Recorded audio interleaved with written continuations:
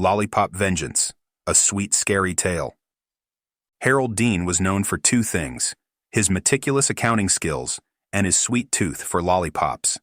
As he worked, the taste of his favorite candy fueled his concentration. But today, as he reviewed the company's financial records, something far more sinister occupied his mind. Harold had discovered that his colleagues, Greg and Michael, had embezzled millions from the company.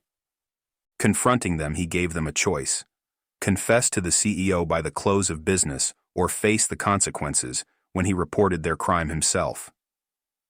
Greg and Michael were desperate. They tried reasoning with Harold, but he was resolute.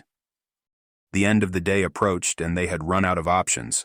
In a moment of panic and fear, they followed Harold into the company's walk-in safe, where he was putting documents away. They pleaded for more time, but Harold's answer was final. Without warning, Greg shoved the door closed, locking Harold inside. Michael hesitated, but Greg whispered that it was Friday evening and the safe wouldn't be opened until Monday morning. By then, Harold would have suffocated. As they left the office, guilt weighed heavily on their minds, but they drowned it in drinks at the bar, convincing themselves that they had no other choice. Inside the safe, Harold gasped for breath, knowing his end was near. With his last breath, he swore, "I will get my revenge on those two." Monday morning came, and Harold's lifeless body was discovered inside the safe. The authorities ruled his death an accident, and the company moved on quickly, announcing that a replacement for Harold would start the following Monday. Greg and Michael felt a sense of relief, believing they had gotten away with murder. But that relief was short-lived. On Tuesday morning, each man found a lollipop on his desk. Greg was puzzled and asked around, but no one claimed to have left it. Michael felt a chill run down his spine.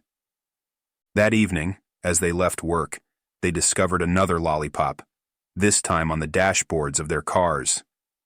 By Thursday, the tension was unbearable. Each man returned home to find a lollipop placed neatly on his living room table. The silent message was clear: someone knew what they had done. Friday arrived, and with it, a final terrifying warning.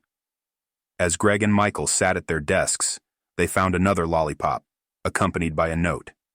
The note stated that the folder containing all the evidence of their embezzlement was in the safe and would be discovered on Monday when Harold's replacement started.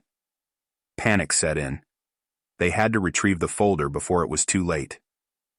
Rushing to the safe, they frantically searched for the folder. Greg finally found it, his voice trembling with relief as he shouted, "I got it! I got it!" But their relief turned to horror as the safe door slammed shut, trapping them inside. The air grew cold and the lights flickered.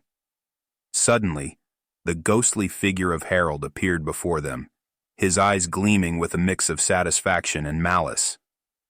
In each hand, he held out a lollipop, one for each of the terrified men.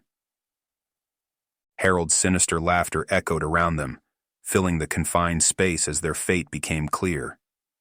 The scene faded to black, leaving only the sound of Harold's laughter reverberating in the darkness. In the end, Harold got his revenge, and those who betray trust might find themselves facing a fate as sweet as it is terrifying. Don't forget to like, comment, and subscribe for more spine-tingling tales. And turn on notifications to never miss an episode.